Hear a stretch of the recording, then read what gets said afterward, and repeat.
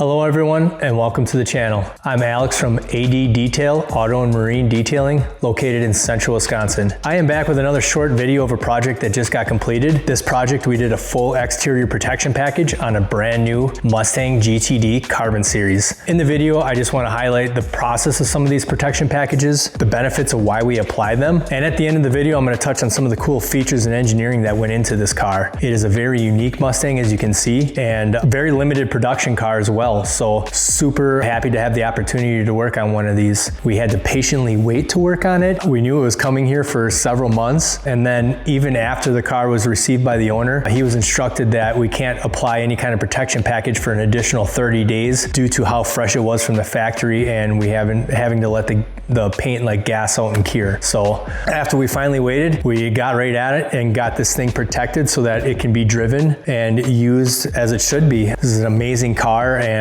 looks like it just really wants to be driven, and with how it's designed and what it's designed for, you definitely want to get some protection on it before you even drive it, because there are a lot of vulnerable places on it for rock chips and stuff like that. So let's just go ahead and get right into some of the processes.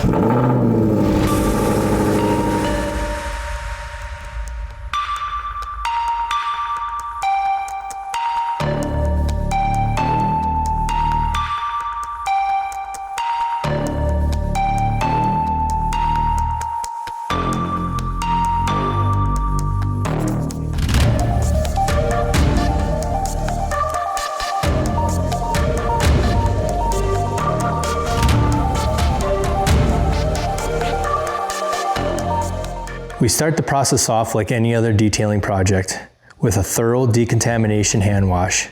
This vehicle is literally brand new with 33 miles on it, so we didn't have to clay bar it or anything like that. What we are trying to do is remove all of the sand and debris from all the nooks and crannies, as well as remove any of the residue from buffing compounds or waxes that might have been previously on it. During the drying process of the decontamination wash, I noticed that there was a lot of compound residue blowing out of all the nooks and crannies still. Due to this vehicle being seemingly pasted like sunscreen across everything, I had to give the vehicle another full wash and really make sure that I got all that stuff out of the crevices. There was quite a bit coming out that I noticed, so I just simply had to wash the vehicle again.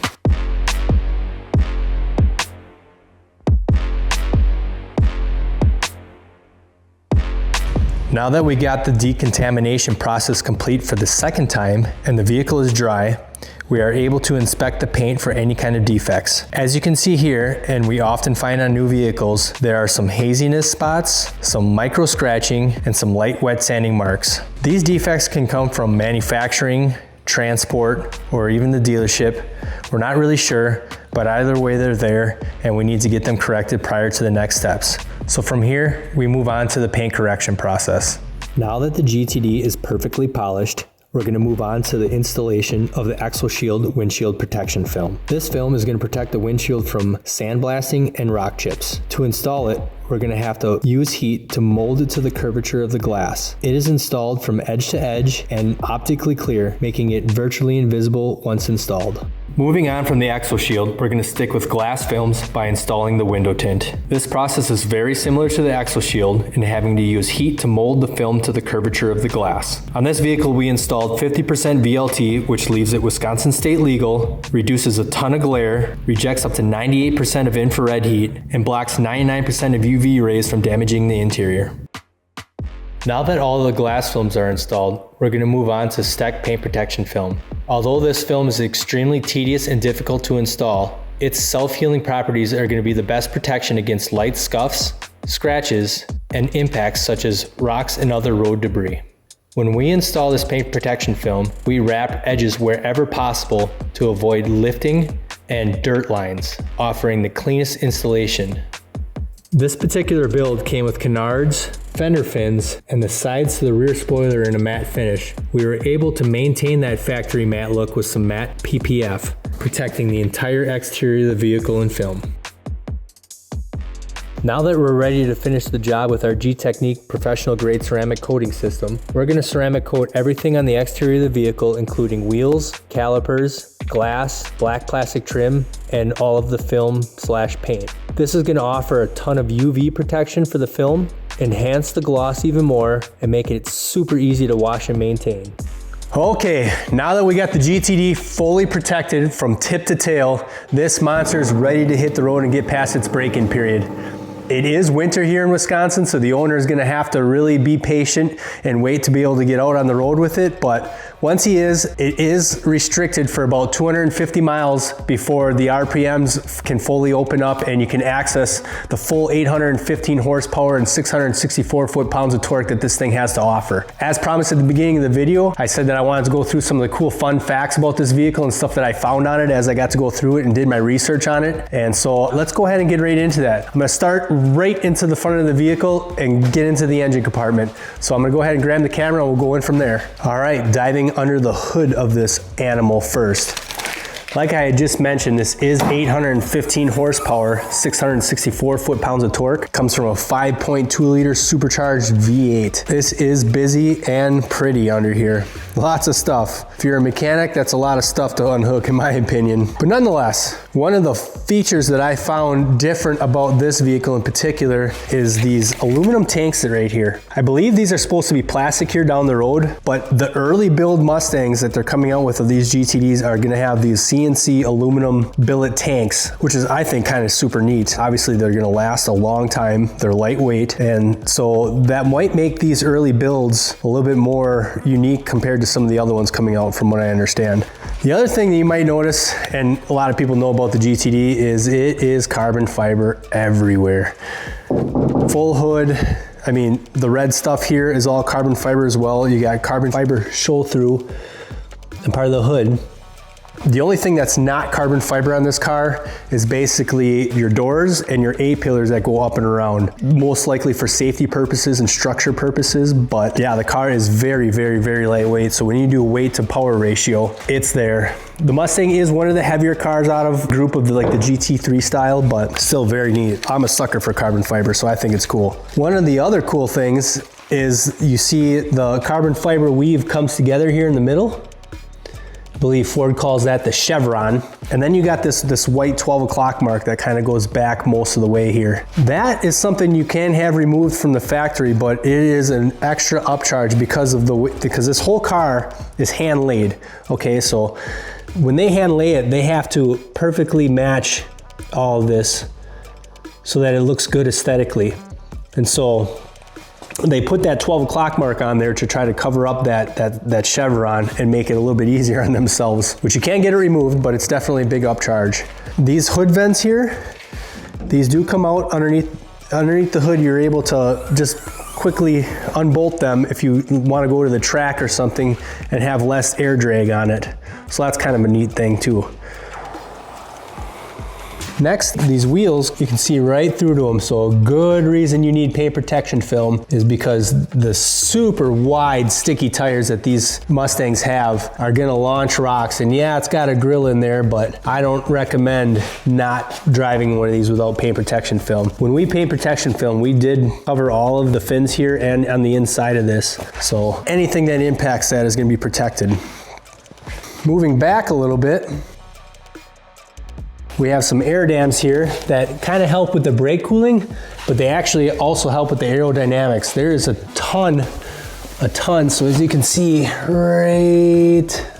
kind of can see, it comes through right at the edge here, is where that air dam actually comes out. So it's not even flying totally at like the brakes or inside the wheel well there. It just comes right in here and out this side as those smoke tunnels or whatever that they do for aerodynamics. That's one of the ways they found this thing to have not as much drag. Another unique thing about the GTD is these gooseneck style rear spoilers, or as they call it, the drag reduction system. It is an active system, meaning it has hydraulic actuator arms that'll open and close it based on your speeds and RPMs and stuff right here. And so that will kind of move as you go faster or slower and help keep this thing glued to the ground. This thing it's bolted to the C-pillars here and goes all the way down and attaches into the frame, handling over 2,000 pounds of downforce, so plenty of downforce to keep this thing glued to the track and handling corners.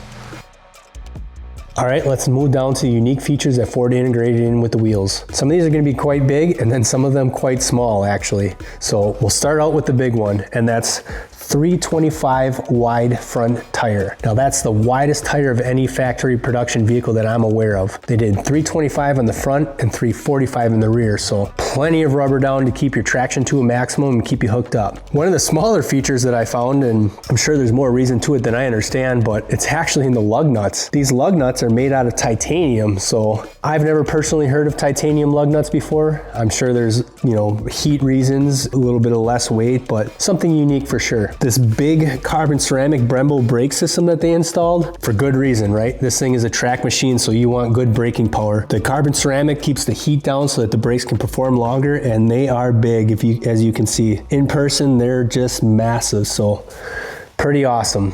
One of the other things is you can see these have humps here on the trunk, and those humps go down to a couple coolers. You can kind of see the fins there. Well, those are the transmission coolers, so as the air comes up over the vehicle and hits those transmission coolers, you can see them through the back here as well. Yep. So there is no trunk on this. So besides some of the very obvious visual differences on the exterior of the vehicle, it's actually something you can see on the interior of the vehicle that was engineered to make the GTD so unique. What Ford did is they partnered with Multimatic Suspension, which helped create this cross chassis suspension that you see behind me. Now this cross chassis suspension helps this car handle so well that it was the first American stock vehicle to run a sub 7-minute lap at the Nürburgring. They thought it was so neat, they thought, why hide it? Let's put a piece of plexiglass in the back seat so you can see it go to work while you drive. I mean, how neat is that? So although Ford knocked it out of the park with this GTD, one of the features that I found kind of lazy on their end is actually something I noticed right away when the vehicle was dropped off and the keys were handed to me, and it has to do with the key fob. The key fob for this thing, your standard Mustang key. I mean, when you spend $400,000 plus or so on a vehicle like this, you can't do anything with the key fob. Even the Shelby comes with something a little more unique with a Shelby Cobra on it. You know, nothing crazy, but it's different. This looks like a standard Mustang key fob. So something I think they could have improved on, in my opinion. So that's gonna bring us to the end of the video for today. I would like to take the time to thank the owner of the GTD for giving us the opportunity to do what we love. If you haven't already, subscribe to the channel so that you can follow along as we continue to share videos. If you have a vehicle that you would like protected by us, I'll leave a link in the description. And until then, we'll see you next time.